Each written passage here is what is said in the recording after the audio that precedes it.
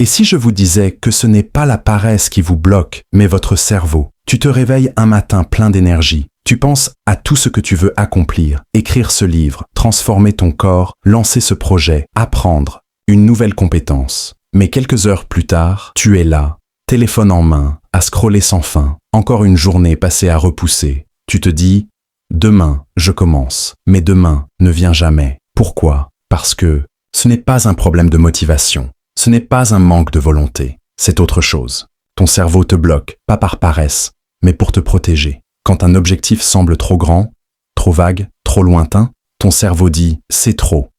On verra plus tard, pas par flemme, mais parce qu'il déteste l'inconfort, l'incertitude, la difficulté. Il veut ce qui est facile, immédiat, connu. Mais tu peux le reprogrammer, tu peux le hacker pour qu'il joue enfin en ta faveur. 3 étapes simples pour arrêter de stagner et avancer vraiment. 1. Rends tes objectifs ridiculement petits. Le problème, ce n'est pas ton rêve, c'est qu'il est trop grand d'un coup. Tu veux écrire un livre? Ne commence pas par un chapitre. Écris une seule phrase aujourd'hui. Tu veux courir tous les matins? Ne commence pas par 5 km. Mets tes baskets et marche 5 minutes. Ton cerveau n'a pas peur du rêve. Il a peur de l'effort immédiat qu'il demande. Mais une action minuscule, presque ridicule, ça, il peut gérer. Et quand tu répètes ces petites victoires jour après jour, tu crées une dynamique. Et cette dynamique devient une habitude. 2. Crée des routines invisibles. Les gens qui réussissent ne comptent pas sur leur motivation.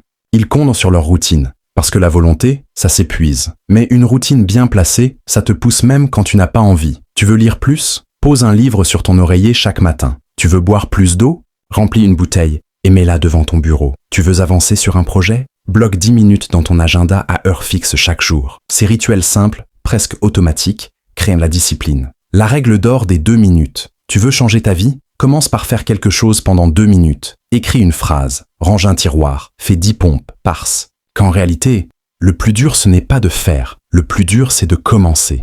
Et une fois que tu es lancé, tu te retrouves à continuer, comme une balle poussée sur une pente. Le premier mouvement demande de la force, mais après, ça roule. Le détail qui change tout. Récompense-toi. On oublie trop souvent de se féliciter.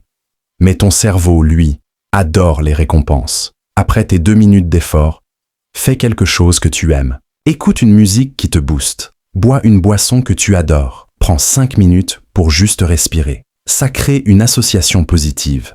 Effort égal, plaisir. Et ton cerveau voudra recommencer. Le secret des gens qui réussissent, les camps.